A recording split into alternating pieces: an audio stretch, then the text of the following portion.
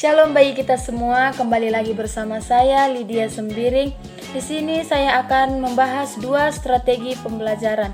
Yang pertama yaitu strategi pembelajaran ekspositori dan yang kedua yaitu strategi pembelajaran aktivitas siswa atau juga dikatakan dengan PBAS. Baiklah, di sini kita akan membahas yang pertama yaitu konsep strategi pembelajaran ekspositori. Strategi pembelajaran ekspositori di sini yaitu strategi pembelajaran yang menekankan kepada proses penyampaian materi secara verbal dari seorang guru kepada siswa dengan maksud yaitu siswa dapat menguasai materi pelajaran secara optimal.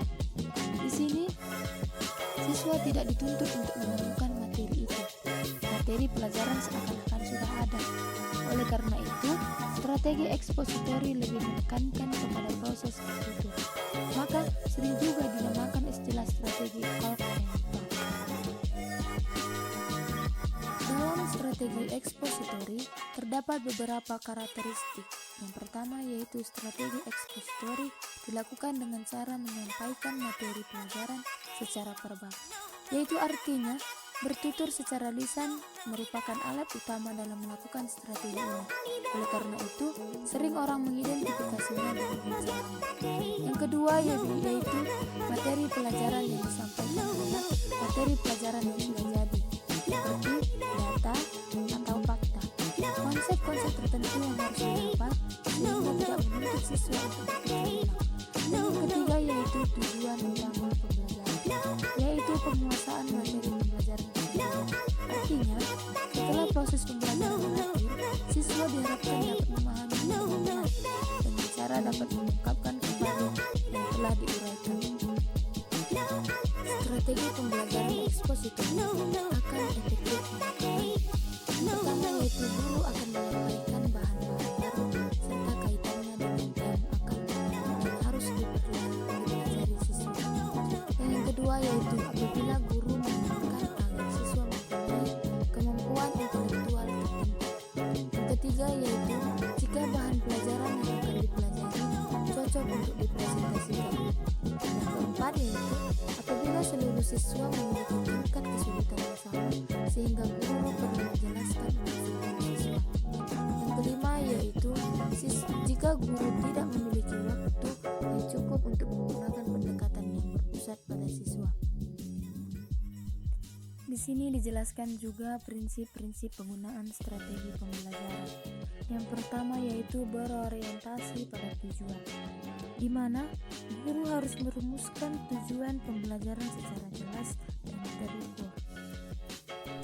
Yang kedua yaitu prinsip komunikasi, di mana pesan yang ingin disampaikan dalam hal ini adalah materi yang terorganisir dan disusun sesuai dengan tujuan tertentu yang ingin dicapai. Yang ketiga yaitu prinsip kesiapan, di mana prinsip kesiapan ini perlu kita lakukan agar siswa dapat menerima informasi sebagai stimulus yang kita berikan. Terlebih dahulu, kita harus memosisikan mereka dalam keadaan siap baik secara fisik maupun psikis untuk menerima pelajaran. Janganlah kita memulai sajikan materi pelajaran manakala siswa belum siap untuk menerimanya. Dan yang terakhir yaitu prinsip berkelanjutan, di mana pembelajaran bukan hanya berlangsung pada saat itu saja, akan tetapi juga untuk waktu selanjutnya, sehingga dapat mendorong mereka untuk mencari dan menemukan atau menambahkan wawasan melalui proses belajar mandiri. Yang ketiga yaitu prosedur pelaksanaan strategi ekspositori. Di sini yaitu yang pertama, rumuskan tujuan yang ingin dicapai. Maka kita akan kuasai materi pelajaran dengan baik. Dan yang ketiga yaitu kita kenali medan dan berbagai hal yang dapat mempengaruhi proses penyampaian.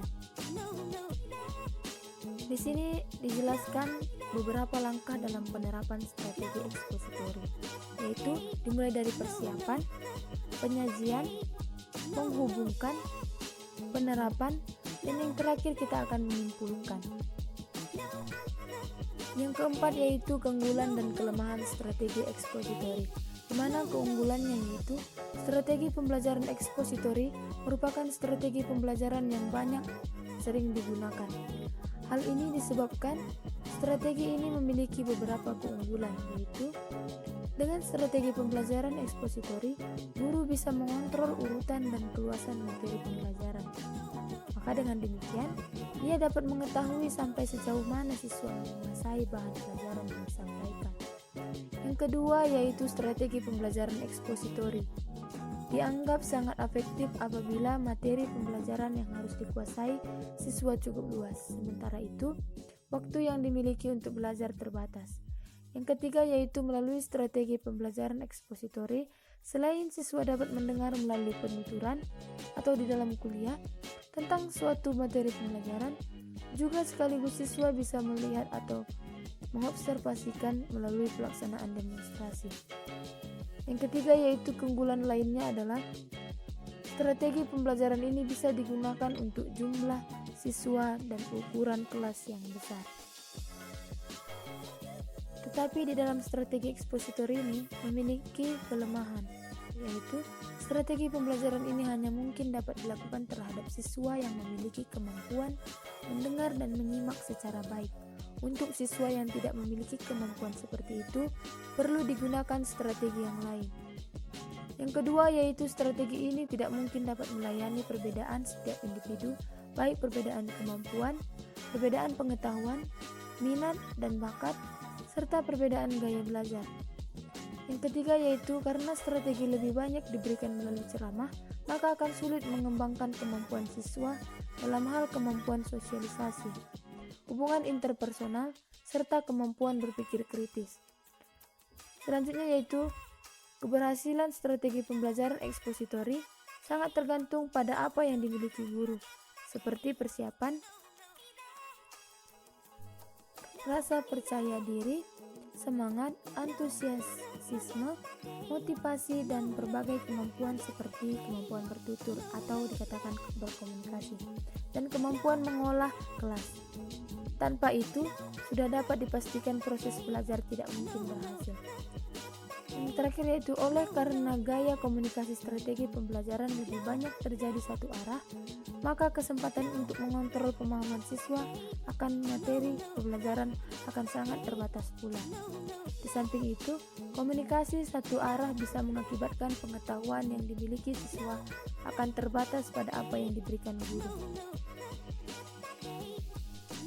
Yang kedua yaitu strategi pembelajaran berorientasi aktivitas siswa atau dikatakan PBAS. Pertama yaitu kita akan membahas tentang konsep dan tujuan pembelajaran berorientasi aktivitas siswa atau PBAS. PBAS dapat dipandang sebagai suatu pendekatan pembelajaran yang menekankan kepada aktivitas siswa secara optimal untuk memperoleh hasil belajar, perpaduan antara aspek kognitif, afektif, dan psikomotorik secara seimbang.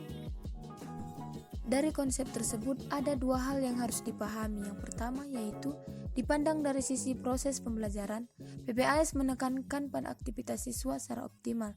Artinya, PBAS menghendaki keseimbangan antara aktivitas fisik, mental, termasuk emosional dan aktivitas intelektual. Kedua yaitu dipandang dari sisi hasil belajar PBAS, menghendaki hasil belajar yang seimbang dan terpadu antara kemampuan intelektual, sikap, dan keterampilan. Artinya, dalam PBAS, pembentukan siswa secara utuh merupakan tujuan utama dalam proses pembelajaran. Dari konsep di atas, maka jelas bahwa pendekatan penjelasan di atas, maka PBAS sebagai salah satu bentuk inovasi dalam memperbaiki kualitas proses belajar mengajar yang bertujuan untuk membantu peserta didik agar bisa belajar mandiri dan kreatif, sehingga ia dapat beroleh pengetahuan, keterampilan, sikap yang menunjang terbentuknya kepribadian yang mandiri. Adapun peran guru dalam implementasi PBAS yaitu yang pertama, mengemukakan berbagai alternatif tujuan pembelajaran yang harus dicapai sebelum kegiatan pembelajaran dimulai. Yang kedua yaitu menyusun tugas-tugas belajar bersama siswa. Yang ketiga yaitu memberikan informasi tentang kegiatan pembelajaran yang harus dilakukan. Yang keempat yaitu memberikan bantuan dan pelajaran kepada siswa yang memerlukannya. Kelima, memberikan motivasi mendorong siswa untuk belajar, membimbing melalui pengajuan pertanyaan-pertanyaan, Dan yang keenam yaitu membantu siswa dalam menarik kesimpulan. Selanjutnya yaitu penerapan PBAS dalam proses pembelajaran. Kadar PBAS dilihat dari proses perencanaan. Yang pertama yaitu adanya keterlibatan siswa dalam merumuskan tujuan pembelajaran sesuai dengan kebutuhan dan kemampuan, serta pengalaman dan motivasi sebagai bahan pertimbangan dalam kegiatan pembelajaran. Yang kedua yaitu adanya keterlibatan siswa dalam menyusun rancangan pembelajaran, alam menentukan dalam dan memilih sumber belajar yang diperlukan, serta menentukan dan mengadakan media pembelajaran tentang yang akan digunakan. Selanjutnya yaitu kadar PBAS dilihat dari proses pembelajaran.